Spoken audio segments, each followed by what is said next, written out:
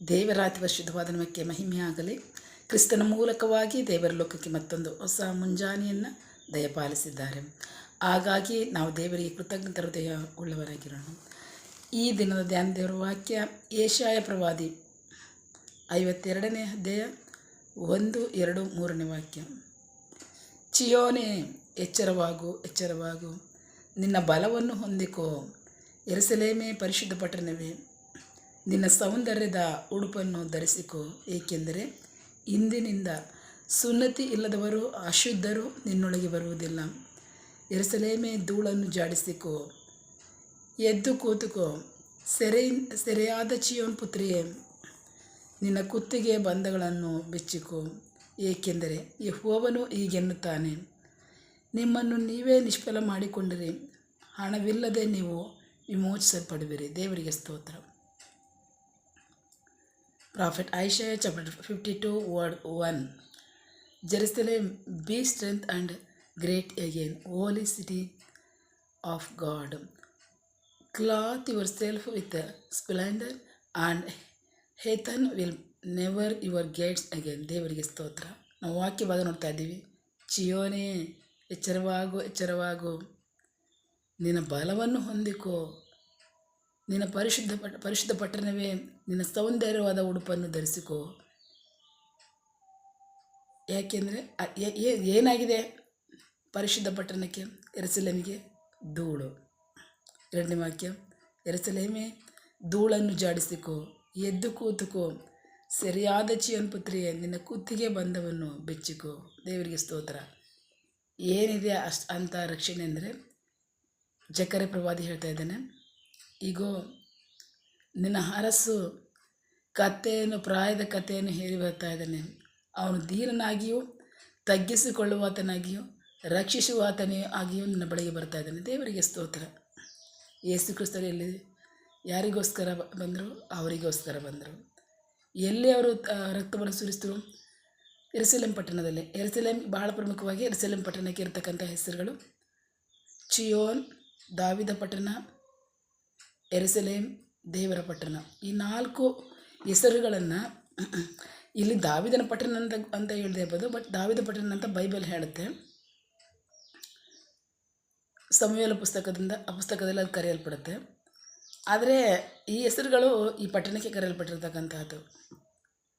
ದೇವರು ಇಲ್ಲಿ ಕೊಟ್ಟಿರ್ತಕ್ಕಂತಹ ಆರಿಸಿಕೊಂಡು ದೇವರ ಪಟ್ಟಣ ಅಂತ ಕರೆಯಲ್ಪಡುತ್ತೆ. ಅಷ್ಟು ಮಾತ್ರ ಅಲ್ಲ, ರಕ್ಷಣೆಯನ್ನು ಇಲ್ಲಿ ಕೊಟ್ಟಿದ್ದಾರೆ. ಯಾಕೆ ಹೇಳಿ? ಯೇಸು ಕ್ರಿಸ್ತರು ಶಿಲುಬೆಗೆ ಹಾಕಲ್ಪಟ್ಟಂಥ ಸ್ಥಳ. ಅಷ್ಟು ಮಾತ್ರ ಅಲ್ಲ, ಆತನ 2ನೇ ಬಾರಿ ತಿರುಗಿ ಆತನ ಪಾದಾರ್ಪಣೆ ಎಲ್ಲೇ ಆಗುತ್ತೆ ಅಂದರೆ ಅದೇ ಸ್ಥಳದಲ್ಲಿ ಆಗುತ್ತೆ ಅಂತ ಬೈಬಲ್ಲು ಪ್ರಕಟಣೆ ಪುಸ್ತಕದಲ್ಲಿ ಹೇಳುತ್ತೆ. ಆತನ ಅರಸನಾಗಿ, ಮಹಿಮೆಯ ಅರಸನಾಗಿ ಕೋಟ್ಯಾನುಕೋಟಿ ದೂತರೊಟ್ಟಿಗೆ ಆ ಸ್ಥಳದಲ್ಲಿ ಬಂದು ಲೋಕಕ್ಕೆ ನ್ಯಾಯ ತೀರ್ಪು ಮಾಡೋದಕ್ಕೋಸ್ಕರವಾಗಿ ಆ ಪಟ್ಟಣಕ್ಕೆ ಬಂದು ಪಾದಾರ್ಪಣೆ ಮಾಡ್ತಾನೆ ಅಂತ ಪ್ರಕಟಣೆ ಪುಸ್ತಕದಲ್ಲಿ ಹೇಳಲ್ಪಡುತ್ತೆ. ದೇವರಿಗೆ ಸ್ತೋತ್ರ. ಆದರೆ ಈಗ ಏನಾಗಿದೆ?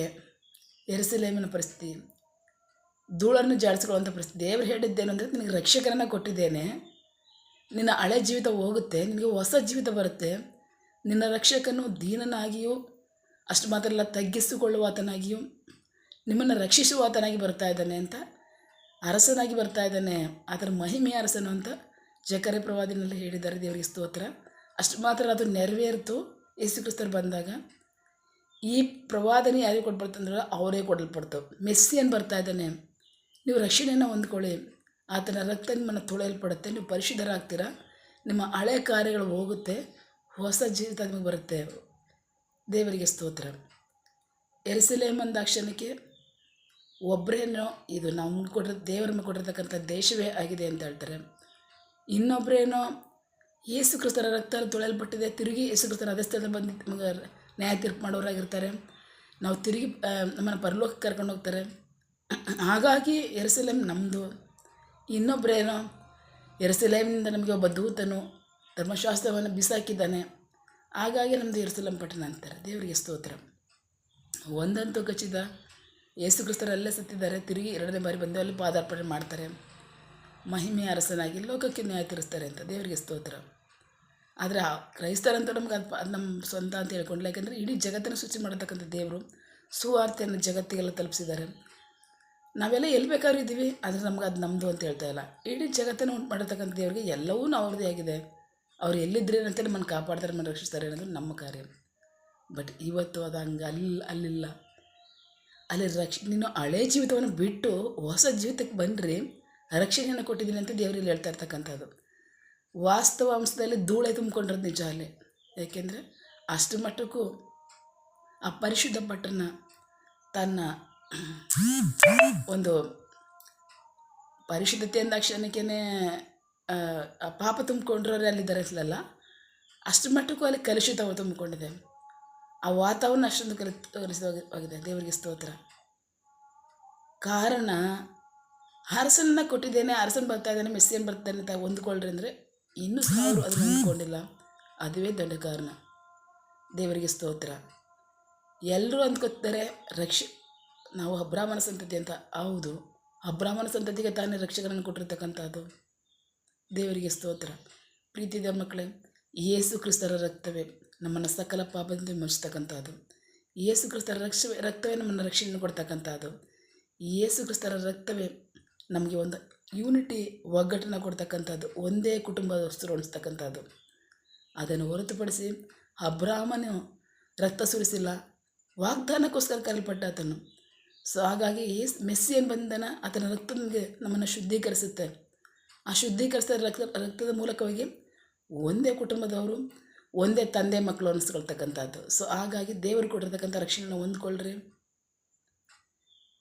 ಹಳೆ ಥರವನ್ನು ಬಿಟ್ಟು ಹೊಸದಾಗಿ ನೀವು ಬಂದರೆ ಹೊಸ ರಕ್ಷಣೆಯನ್ನು ನಿಮಗೆ ಕೊಟ್ಟಿದ್ದೀನಿ ಅಂತ ದೇವರು ಹೇಳ್ತಕ್ಕಂಥದ್ದು. ಸೊ ಯಾವಾಗ ನೀವು ಅಲ್ಲಿ ಬರ್ತಿರೋ ಆವಾಗ ಯೆರೂಸಲೇಮಿನಲ್ಲಿ ಸಮಾಧಾನ ನೆಲೆಸುತ್ತೆ.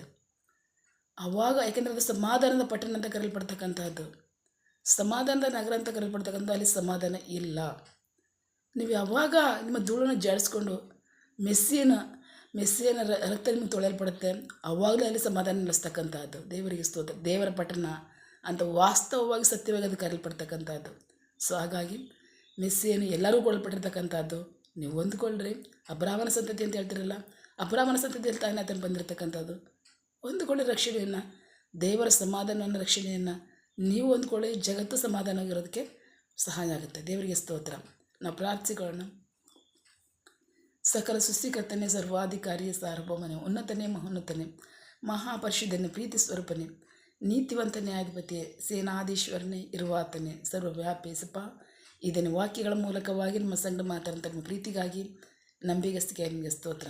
ವಾಕ್ಯಭಾಗದಲ್ಲಿ ನಿಮ್ಮ ಸಂಗಡ ಮಾತನಾಡ್ತಾ ಇದ್ದೀರಾ ಇಸಪ್ಪ. ಯೆರೂಸಲೇಮೇ, ಎಚ್ಚರವಾಗು, ನಿನ್ನ ಬಲವನ್ನು ಹೊಂದಿಕೋ. ಯೆರೂಸಲೇಮೇ, ಪರಿಶುದ್ಧ ಪಟ್ಟಣವೇ, ನಿನ್ನ ಸೌಂದರ್ಯದ ಉಡುಪನ್ನು ಧರಿಸಿಕೋ. ಏಕೆಂದರೆ ಇಂದಿನಿಂದ ಸುನ್ನತಿ ಇಲ್ಲದವರು ಅಶುದ್ಧರು ನಿನ್ನೊಳಗೆ ಬರುವುದಿಲ್ಲ. ಚಿಯೋನೇ, ಧೂಳನ್ನು ಜಾಡಿಸಿಕೋ ಅಂತ ಹೇಳ್ತೀರಾ. ಕರ್ತನೇ ಏಸಪ್ಪ, ನಿನ್ನ ವಾಗ್ದಾನ ಅಲ್ಲಿ ನೆರವೇರದೇ ಇರೋದ್ರಿಂದ ಆ ಜನರ ಸಮಾಧಾನ ಇಲ್ಲ, ಜಗತ್ತಿನ ಸಮಾಧಾನವನ್ನು ಬಾಧಿಸ್ತಾ ಇದ್ದಾರೆ. ಕಾರಣ ನೀನು ಅವರಲ್ಲಿ ಇಲ್ಲದೆ ಇರೋದ್ರಿಂದ, ನೀನು ಅಲ್ಲಿ ನಿನ್ನ ಸಮಾಧಾನ ಅಲ್ಲಿ ನೆಲೆಸದೇ ಇರೋದ್ರಿಂದ ಸ್ವಲ್ಪ ಈಗಲಾದರೂ ಅವ್ರ ಆತ್ಮೀಯ ಕಣ್ಣುಗಳು ತೆರೆಯಲ್ಪಡಲಿ. ನಾವು ಅಬ್ರಾಹ್ಮಣ ಸಂತತಿ ಅಂತ ಹೇಳ್ಕೊತಾ ಇದ್ದಾರಲ್ಲ, 3 ಜನಾಂಗಗಳು ಈ ಜಗತ್ತಿನಿಂದ ನಾವು ಅಬ್ರಾಹ್ಮಣ ಸಂತತಿ ಅಂತ ಹೇಳ್ಕೊತಾ ಇದ್ದಾರೆ. ಮೂವರಲ್ಲೂ ಸಹ ಒಗ್ಗಟ್ಟಿಲ್ಲದೆ ನೀವು ಅವ್ರ ಹೃದಯದಲ್ಲಿ ಇಲ್ಲದೆ ಅವರು ಜಗತ್ತಿಗೆ ದೊಡ್ಡ ತಲ್ಲವಾಗಿದ್ದಾರೆ. ಸ್ವಲ್ಪ ಮಾನಸಾಂತರ ಪಡಲಿ. ಅವ್ರ ಮಾನಸಾಂತರ ಪಡೋದಕ್ಕೆ ನೀವು ಸಹಾಯ ಮಾಡಿ. ನಿಮ್ಮ ಪರಿಶುದ್ಧಾತ್ಮನ ಅವ್ರ ಹೃದಯಗಳನ್ನ ಮುಟ್ಟಿ ಅವ್ರ ಮಾನಸಾಂತರ ಪಟ್ಟು ಯೆರೂಸಲೇಮ್ ನೂತನವಾದಂತಹ ಪರಿಶುದ್ಧ ಪಟ್ಟಣವಾಗುವುದು ಮಾತ್ರ ಅಲ್ಲ, ಸುಂದರವಾದ ಉಡುಪನ್ನು, ಶುದ್ಧವಾದ ಉಡುಪನ್ನು ಧರಿಸ್ಕೊಳ್ಳಿ. ಸಮಾಧಾನ ಯೆರೂಸಲೇಮ್ ಪಟ್ಟಣದಲ್ಲಿ ನೆಲೆಸಲಿ. ಜಗತ್ತಿಗೆ ಸಮಾಧಾನವಾಗಲಿ. ಇಸಪ್ಪ, ನೀವಾಗೆ ಮಾಡುವುದಕ್ಕಾಗಿ ಸ್ತೋತ್ರ. ನಿನ್ನ ಜನರು ಕೈಟ್ ಮಾಡ್ತಕ್ಕಂಥ ಕೆಲಸವನ್ನು ಆಶೀರ್ವದಿಸು. ಅವರ ಅಗತ್ಯಗಳನ್ನ ಪೂರೈಸು, ಕೊರತೆಗಳನ್ನ ನೀಗಿಸು. ಯಾವ ಕಾರ್ಯದಲ್ಲಿ ಅವರು ನಿರೀಕ್ಷೆ ಒಳಗಾಗಿದ್ದಾರೆ ಆ ಕಾರ್ಯದಲ್ಲಿ ತಕ್ಕ ಸಮಯದಲ್ಲಿ ನಿಮ್ಮ ಚಿತ್ತಾನುಸಾರವಾಗಿ ಹೊಂದ್ಕೊಳ್ಳಿ. ಆಮೇನ್. ನೀವು ಹಾಗೆ ಮಾಡುವ ಪ್ರೀತಿಗಾಗಿ ನಂಬಿಗಸ್ತಿಗೆ ನಿಮಗೆ ಸ್ತೋತ್ರ. ನಮ್ಮ ಪ್ರಾರ್ಥನೆ ನೀವು ಕೇಳಿದ್ದೀರಾ, ಅದರಂತೆ ನಡೆಸ್ತೀರ, ಅದಕ್ಕಾಗಿ ಸ್ತೋತ್ರ. ನಮ್ಮ ಪ್ರಾರ್ಥನೆಯನ್ನು ನಮ್ಮ ರಕ್ಷಕನಾದ ಯೇಸು ಕ್ರಿಸ್ತರ ಅತಿ ಪರಿಶುದ್ಧವಾದ ನಾಮದಲ್ಲಿ ಪ್ರಾರ್ಥಿಸಿ ನಿಮ್ಮ ಪಾದಗಳು ಸಲ್ಲಿಸಿ ನಾವು ಬೇಡುವಂತಿದೆ ನಮ್ಮ ಜೀವವುಳ್ಳ ತಂದೆ. Amen. God bless you all. ದೇವರು ತಾನೇ ದಿನ ವಾಕ್ಯಗಳ ಮೂಲಕವಾಗಿ ನಮ್ಮ ಸಂಘ ಮಾತನಾಡಿದ್ದಾರೆ, ನಮ್ಮನ್ನು ಆಶೀರ್ವದಿಸಿದ್ದಾರೆ. ಆಮೇನ್. All the best.